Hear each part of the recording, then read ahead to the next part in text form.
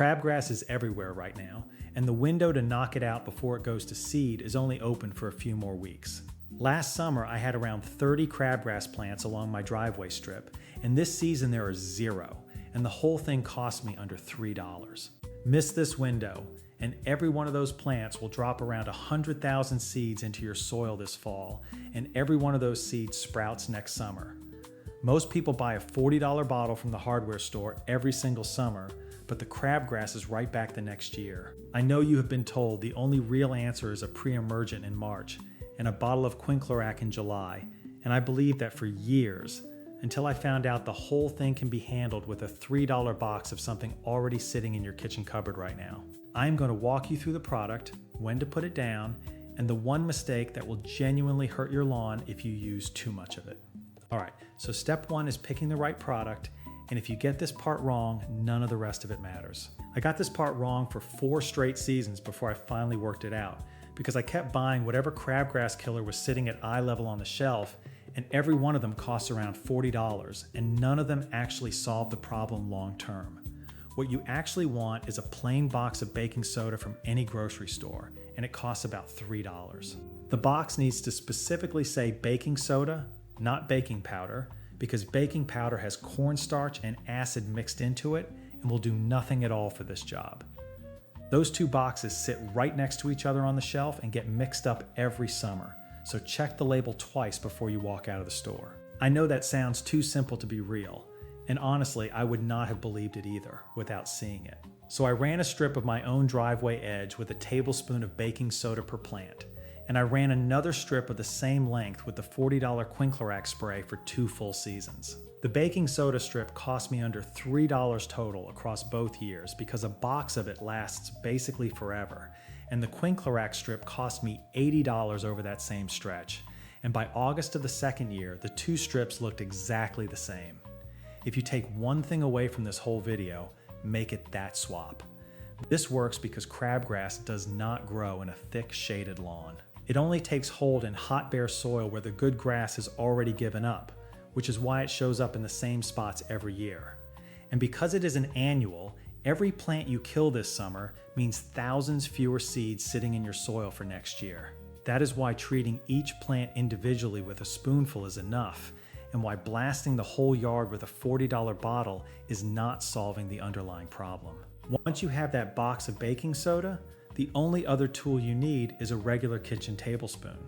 The amount per plant is 1 level tablespoon, and level matters, because a heaping scoop is too much powder and will start damaging the soil around the plant. Drop that spoonful right into the crown, which is the center point where all the stems come out of the ground, and if a plant is bigger across than your open hand, give it 2 spoons instead, 1 on each side of the crown.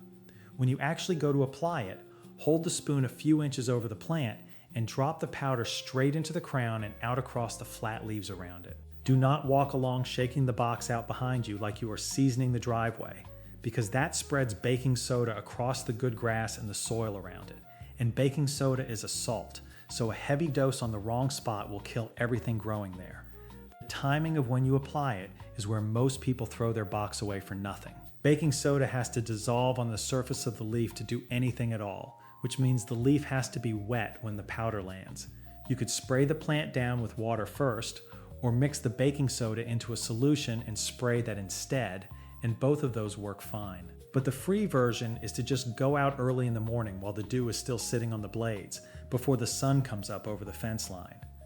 On a bone-dry leaf at 1 in the afternoon, the powder just bounces off, the wind carries it away, and you have accomplished nothing.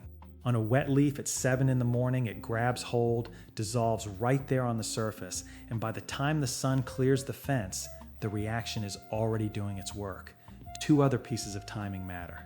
The first is the weather for the next couple of days after you treat, and you want a dry stretch of at least 2 or 3 days with no rain in the forecast, because a hard rain washes the powder straight off the leaf and down into the soil, and heavy baking soda in the soil is what damages the ground around the plant. The second is the season, and this method works best on young soft crabgrass plants in late spring through the middle of summer, before they have gone woody and dropped their seed. The big established plants in September are a tougher fight, and those are the ones you pull out by hand instead. And that is really what all of this comes down to. Treating the right problem in the right spot instead of blasting the whole yard, which is why I put together my book, Fix Your Lawn in 30 Days. If you are worn out from spending $40 every summer on a bottle that never solves the problem, this book is the plan you have been missing, because it tells you exactly what to do, what to buy, and when to put it down. Scan the QR code on the screen or click the link in the description to grab your copy over at fixyourlawnin30days.com and finally get the lawn you have been working for. One thing to do a couple of days before you treat, and this catches people off guard. Do not mow your lawn for 2 or 3 days before you plan to apply the baking soda. You want every one of those flat crabgrass leaves out there catching the powder like a shelf, and mowing the yard short flattens those leaves and takes away the surface area that makes the whole method work. Now for what happens after you treat, and I want to be square with you here, because this is a slow burn and the plant does not fall over in front of you while you are standing there watching. Day 2 or 3, you are going to see the tips of the crabgrass leaves going pale and yellow, and the whole plant is going to look tired. By day 5 to 7, the center of the plant is brown and crisp, and a lot of the smaller plants are outright dead. The bigger established ones are usually going to try to push some weak new growth back out of the crown, which is completely normal, and that is what the second application is for. 7 to 10 days after your first treatment, you go back out on another dewy morning with your box and your spoon, and you hit any plant still showing green with 1 more level tablespoon in the same spot on the crown. Most plants are finished for good after that second pass. A really big established plant late in the summer might want a 3rd round of treatment, or you can just get your fingers under the crown at that point and pull it, because by then the roots are so weakened that the plant comes out of the ground with almost no resistance. Killing the plant is only about half of the job, and this is the part that most people skip and then wonder why the crabgrass comes right back the following July. Every single crabgrass plant you kill leaves behind a bare spot of exposed dirt where it used to be, and bare exposed dirt is exactly the thing next summer's crabgrass seed is lying in your soil waiting for. If you walk away from those bare spots, you have basically laid a welcome mat out for the next crop. So the same weekend you treat, or a few days later once the dead plant is fully brown, take a hand rake out to that spot and scratch the surface up a little bit to loosen it. Drop a pinch of grass seed on it, step on the spot with your boot to press the seed into the soil, and then keep it damp for the next couple of weeks while the seed sprouts. Use a tall fescue blend if you are up north or on a mixed cool season lawn, and use Bermuda or your local warm season variety if you are down south. That step alone stops probably 80% of your crabgrass from coming back the following year, because you have taken the invitation away. The other piece that ties directly into this is your mower height for the rest of the summer. Raise the deck up to 3 or 3.5 inches and leave it there through the hot part of the year. Crabgrass seed has 2 requirements to sprout in the spring: warm soil and direct sunlight hitting that soil, and a taller grass canopy throws shade down onto the dirt and keeps it cooler, and the seed just sits there dormant and never wakes up. That change costs you nothing at all. It takes about 30 seconds to adjust the lever on your mower, and it is doing more work against next year's crabgrass than any bag of pre-emergent you can buy. Before I get to the payoff, I promised you at the start, I want to walk through 4 mistakes that will completely undo everything we just covered. The first mistake, and the one that will genuinely hurt your lawn, is broadcasting the baking soda across the whole yard instead of spot treating one plant at a time. Baking soda is a salt, and a single spoonful on one weed is nothing. But if you dump a cup on a patch or walk along shaking the box out behind you, you have just salted a section of your lawn.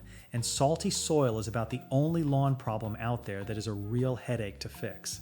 So spot treat every time, one plant, one level spoon. That is the rule. The second mistake is treating in the middle of the day. Dry leaf at noon means the powder rolls off and blows away and does nothing, and there is no shortcut around it. The third mistake is mowing your lawn too short, because scalping down to 2 inches lets sunlight hit the soil, and warm sunlit soil is exactly what crabgrass seed is waiting for. 3 inches minimum, 3.5 is better, and you can go all the way up to 4 during the hottest stretch of summer if you are dealing with a bad recurring problem. The fourth mistake is treating the crabgrass right around a spot where you have just put down new grass seed, because new seedlings have essentially no defense against a salt hit. If you have just overseeded a section, keep the baking soda away from it for a full growing season. And if you are planning to overseed the bare spots left behind by the crabgrass, do the crabgrass treatment first, wait about a week for the plants to fully die and dry out, and then go back and scratch up the spots and seed them. Alright, so the thing I promised you at the very start of the video. Why does this baking soda kill the crabgrass and walk straight past the bluegrass and the fescue that are growing an inch away from it? Every single person I have ever explained this to assumes there must be something clever in the box of baking soda that knows the difference between one kind of plant and another. There absolutely is not. Baking soda cannot tell one plant from another, and it has no idea what species it is sitting on. This whole method has nothing at all to do with chemistry, and everything to do with geometry. Think about how a crabgrass plant sits on the ground. It comes up out of one center point, which is the crown, and then it lays all of its stems and its leaves out flat, horizontally, spread across the dirt in every direction, like a hand opened up on the ground. Every one of those leaves is basically a little flat shelf facing straight up at the sky. When you sprinkle a spoonful of powder over the top of a plant like that, every single grain lands on a leaf and just stays there. Now think about how the bluegrass or the fescue in your good lawn sits by comparison.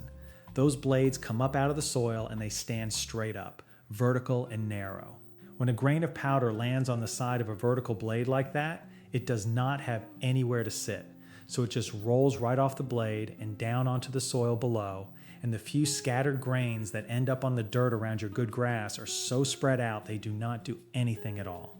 So the crabgrass catches the whole dose on its flat leaves, and the good grass sheds the same dose off its vertical blades, and the yard sorts itself out. The other half of it is what is going on below the soil. Crabgrass is an annual, which we already talked about, and that means it has never bothered to grow a real root system. It has a shallow, greedy grab at the top few inches of soil, and that is basically it. So when its leaves get hit with a salt dose, the plant has no root reserves to fall back on. Your bluegrass and your fescue are perennials that have been putting roots down into your soil for years, well below where a spoonful of anything on the surface is going to reach. So even if a little of the dose does make it down to the soil, your good grass has all the root system it needs to shrug it off. Same powder, same morning, same yard, and two completely different outcomes. And the only thing that separates them is the shape of the plant. Once that lands on you, it never leaves your head. You are going to be backing out of your own driveway a week from now, and you are going to spot it without even trying, that flat sprawling star of leaves lying out in the sun by the mailbox. The upright dark green plants are your good grass, and you leave those alone. The flat pale green stars sprawling on the dirt are the crabgrass plants you want to treat. Let me pull all of this together into an actual order of operations, because it helps to see the whole plan in one place. First, confirm you are looking at crabgrass by checking the 3 markers: a hot bare edge like the driveway or mailbox, a flat sprawling star shape coming out of one center point, and a lighter lime green color noticeably paler than your good lawn. Second, grab a plain $2 box of baking soda from any grocery store and a regular kitchen tablespoon from your drawer. Third, pick a morning with a dry stretch of 2 or 3 days in the forecast, and make sure you have not mowed in the last 2 or 3 days. Fourth, go out early before the sun clears the fence line while the dew is still on the blades, and drop 1 level tablespoon of baking soda right over the crown of each plant, or 2 spoons if the plant is wider than your open hand. Fifth, leave it alone and go have your coffee, and you should see the leaf tips going pale by day 2 or 3 and the center of the plant brown and crisp by day 5 to 7.